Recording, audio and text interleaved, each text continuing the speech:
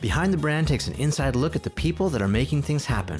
From up-and-coming entrepreneurs to the big guys, we show you how they go about their business. Meet the innovators with the know-how and vision to succeed. Get behind the brand.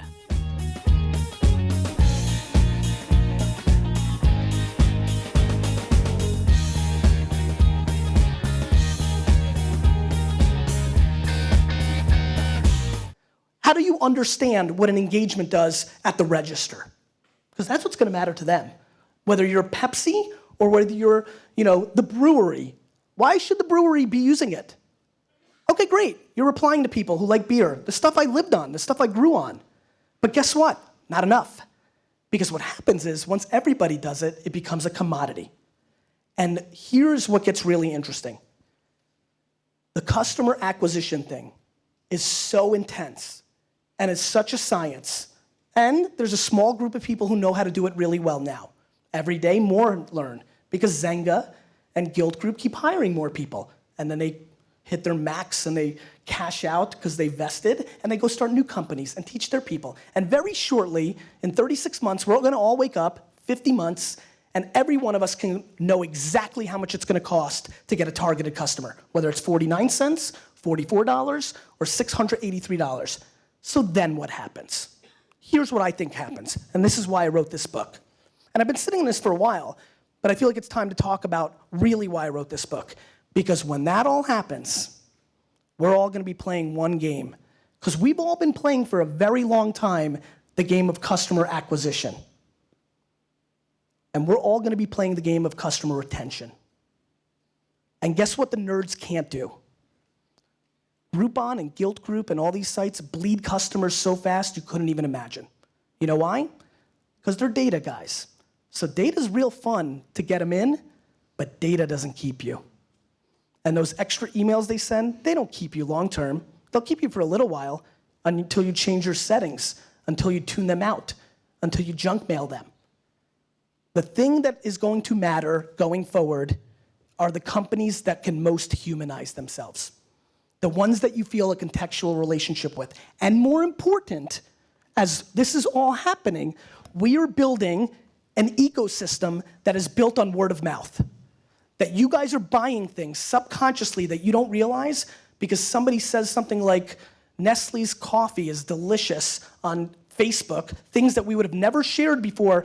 The things that you're seeing in your Twitter stream and your Facebook wall and your Facebook stream are things that no human being would have picked up the phone and called about. Nobody would have called any of their friends to tell them that pinkberry yogurt is yummy.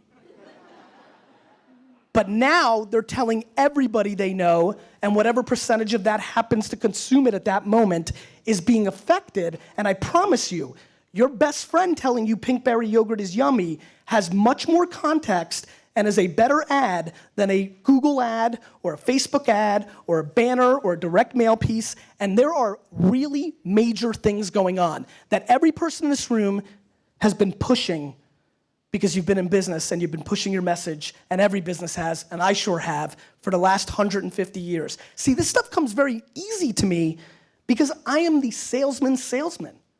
It's who I am. I've ruined all my other business models. That's because we all do. Marketers ruin everything. We ruined email. Do you know how awesome email was in 1997? Do you know what you guys did when you first heard you've got mail? You were pumped. It was like Christmas up in there. No, seriously, do you want to really rewind? If you can really go here with me, because it's been a while and we get used to things very quickly, you used to debate like, are they going to charge for this shit? Because you were like, I'm not sending a letter ever again. And where's the revenue going to go? I mean, you really loved email. We did. And now we don't. Who loves email in here? You're pissed at email. You hate it. That's interesting to understand. If you're in email marketing, you know your open rates aren't as good as they used to be. If you do banner ads, do you know what banner ad click-through ratios were in 1994? 70%. That's insane. That was 4 minutes ago, first of all. And second of all, right now, if you get a 1.0, you're like the greatest banner advertiser of all time. Guys, we get very used to things. You know, you might have heard in some of my talks that the biggest day we ever had at Wine Library was in 1998. We were a $4 million company. We're a $60 million company. We still can't get to that number because it was the first time we ever did free shipping. And people bought wine that day like the cure was inside of every bottle. I mean, we did an insane revenue day. Some guy left a comment saying, I bought this wine for my daughter's wedding. I called the guy, living in the thank you economy back then, not realizing what it was. I called the guy to say congratulations. I said, Jim, when's the wedding? I'd like to sell an extra bottle of champagne on this 20 case order. Thank you so much. He goes, oh, no worries, Gary. My daughter is 12. I said, what? He said, my daughter's 12 years old, but this free shipping deal is so sick, I'm gonna put the wine in the basement. 1998, guys, now you are all so spoiled, so used to Amazon Prime, that you actually won't even buy anything unless it has free shipping.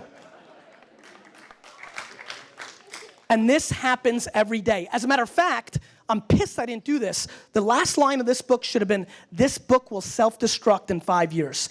Everything I believe right now, everything I will be doing for the next 24, 36, 48 months, when it comes to marketing and building businesses, everything will be ruined in 5 years because it's gonna go from the proper intent to a tactic, right? And what's gonna happen is my consumers who are now overreacting and so happy that I give a crap and understand what they're drinking or what wine they're talking about or they care, and they're so happy, when everybody does it, it's gonna be like free shipping. And so, I believe this is the battleground for the short term.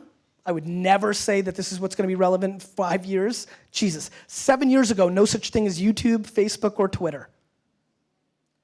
This is a very fast-moving time, and the reason is because of the internet itself. That the costs to launch a business that can disrupt our society now are shockingly low. That the mobile phone is going to revolutionize the way we do business. That it's the robot. I remember when I was 13, right? Remember we were all promised like personal robots? I was like, yes, clean my room. Remember all that stuff? We have it. It's called your cell phone. That's why it's never so far away from any of you. And what happens when we all start paying with it? Because they sure do in Japan and South Korea. I'm not predicting the future. I'm just gonna tell you what's about to happen. I don't know, has anybody here paid with a Starbucks app yet? Raise your hand, just curious how many. 10 people in here already have paid for something with their cell phone. I think every person in this room will pay for something with their cell phone in 36 to 48 months. It's gonna happen. And what happens when our apps get really smart? I like to tell this one, this is the app I wanna build, which is called like Better Life. You type in the things you want to accomplish, like I wanna learn more about tea. I wanna take my wife to better restaurants. I wanna lose 20 pounds. And then you go to Burger King and you order 2 Whoppers and you go to pay for it, and Better Life says, you wanted to lose 20 pounds, go buy something else, fat ass. It's coming. It's coming. And so when that app comes out and penetrates and affects the way we live, who's that gonna be bad for? McDonald's and Burger King. There's a lot coming. It's the way we roll, right? Like, I think what makes a great business person is they play chess. Right? They're like, okay, if this happens, then this happens, then this happens, then this happens. That's been the blessing for me, right? Like, if people start drinking Australian and Spanish, I remember thinking when my big breakthrough in the wine library was that everybody was obsessed with Italy, France, and California. And I was like, I think people are gonna buy Australian and Spanish wines. I can see everybody gravitating towards these bigger California wines. Being that you guys are Cali peeps, you might remember in the late 90s when the wine boom was really happening, Zinfandels were 16% alcoholic, Napa Cabs got really big. They didn't taste like the Napa Cabs from a decade ago. It was all about fruit and heat and big wines. And I was like, well, crap, that's Australia's weather pattern. That's where Spain's going. If we morph into liking those flavors, we'll start buying wine from those countries. Their infrastructures are less, their governments are subsidizing. Why are we gonna pay $50 for a Napa Cab when we can get the same flavors for $15 Shiraz in Australia? And that's what happened. But what I did was, I didn't just understand that. I was like, okay, if that's where the palette's going, this will happen, this will happen, this will happen. And then I was on some crazy shit. I'm like, okay, and that will happen for 4 years, and that means we're gonna start not liking buttered Chardonnays, so let me start pushing, and so like, when you do that, when you understand when everybody says, I hate Foursquare 3 years ago, it's stupid, I'm not checking in, and me saying, okay, you don't like it now, and shit, I don't want to do anything extra, why would I check in? And I was like, but wait a minute, if I check into a bar and they give me a free shot of Jack Daniels, I think my ass is gonna be checking in. And that's what happens. We draw lines in the sand. This is my favorite thing to do, and I know a lot of you have seen this, but let's do it one more time. Don't lie, this hurts, but don't lie. How many of you 3 or 4 years ago, or maybe more recently, whether you said it to yourself or to somebody else, don't lie. Lying is the devil. No half-ass hands. Full. How many people here 3 or 4 years ago said, I'm not getting a Facebook account. I'm never gonna be on Facebook. Why would I want to? Raise your hand, don't lie. I'm gonna wait, because honesty needs to come. And that's a half-ass hand. Higher. I know you don't want to admit it. Higher. Higher. I want everybody to look. Okay, down. Of those people that said that, how many of you have a Facebook account? Raise your hands. That's the stuff I'm obsessed with. That's where I think I'll make my money long term, because we are very quick to draw lines in the sand. I often do the mobile phone one too. 10, 15 years ago, everybody said that how about this one? I just did this one the other day. This one's really interesting. How many people here thought they would never put a credit card into a computer? Raise your hand. I'll wait. Go back 8 years ago when somebody said you gotta put your credit card into a computer to buy something. You're like, I'm not giving away my credit card number. Raise your hand. Okay, just curious, of those people, how many have never put their credit card into a computer? Nobody. So this is what's happening, right? This is what's happening. We know what we think right at the moment. We don't understand what happens when society moves. Do you know why I was so obsessed and convinced in Facebook? Because immediately, in 05, 06, AJ came home, he was part of the first class that I'm like, holy crap, this is all about pictures. This is why Flickr blew up. This is a picture platform. Listen, you've heard pretty famous dudes Fred Wilson, because he's such a big investor in Twitter and he always loves to razz Facebook, always says that Facebook's just a photo app. Photos are important. And so when I saw photos, and I remember I was learning, and I got into social media 07, when everybody said, big companies would tell me, Gary, my target audience is not here, it's all kids. I'm like, they're coming. They're like, no way. I'm like, let me tell you something about grandmas.